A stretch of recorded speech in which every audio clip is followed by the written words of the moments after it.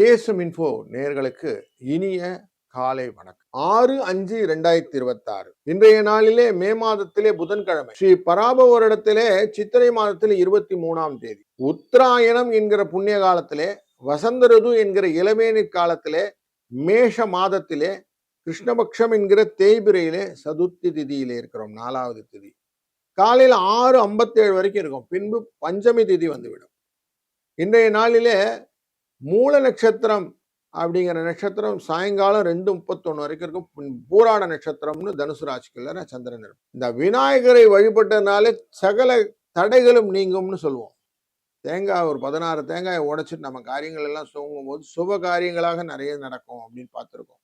அப்படி நன்மையை தரக்கூடிய சதுர்த்தி அப்படிங்கிறதும் இருக்கு. இன்னைக்கு எதை வணங்கினாலும் நம்மளுடைய வராகி அம்மியாய் வணங்க கேட்டதெல்லாம் கொடுப்பா அப்படிங்கிற பஞ்சமியும் இருக்கு.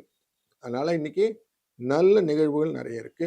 9 மணிலேருந்து 10 மணி வரைக்கும் காலையிலையும், சாயங்காலம் 4லேருந்து 5 மணி வரைக்கும் நல்ல நேரம் இருக்கு. ராகு காலம் 12:01, யமகண்டம் 7:09, குளிகை 10:12. வடக்கு பக்கம் செல்பவர்கள் பாலருந்து சென்னால் பரிகாரமாக அமையும். மேஷ லக்னத்திலே சூரியன் ஒரு நாழி 14 வினாடி இருப்பார். 5:55க்கு சூரியனின் உதய நேரம். ரோகிணி மற்றும் மிருகசீரிஷ நட்சத்திரக்காரர்களுக்கு இந்த சந்திராஷ்டம எஃபெக்ட் இருக்கும். சூரியன் உச்சத்திலும் புதனுடன் சேர்ந்து மேஷத்திலே அமர்வார்.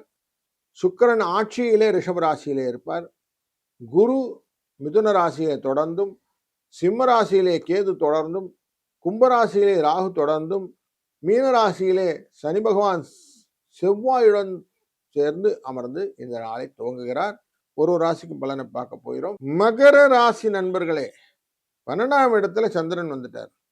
வீண் செலவுகள், தண்ட செலவுகள், பயணங்கள் இதெல்லாம் நிறைய நடக்கும். கொஞ்சம் கேர்ஃபுல்லாக இருந்துக்கிடுங்க. கண்ட்ரோல் பண்ணுற மாதிரி மைண்ட் செட் கொண்டு வாங்க. எதையும் அலர்ட்டாக நம்ம வச்சுக்கிட்டோம்னா தான் சக்ஸஸ் ஸ்டோரி உண்டு. அதனால் கொஞ்சம் ரெடிமேடாக மனசை அலர்ட்னஸ் கொண்டு போயிடுங்க. 9-2 என்ற அதிர்ஷ்ட எண்ணை பயன்படுத்துங்கள். நல்ல ஒரு கவனத்துடன் இந்த நாளை துவங்குங்கள். வாழ்க வளத்துடன்.